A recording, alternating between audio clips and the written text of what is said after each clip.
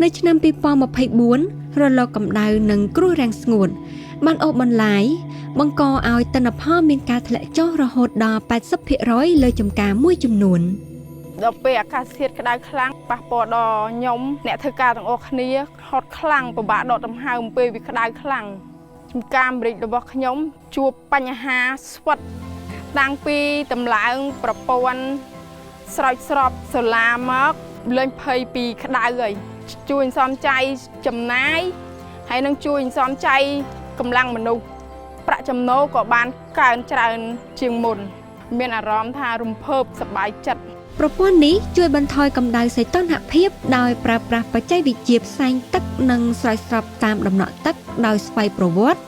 ដែលជួយសន្សំសំចៃទឹកនិងបង្កើនទិន្នផល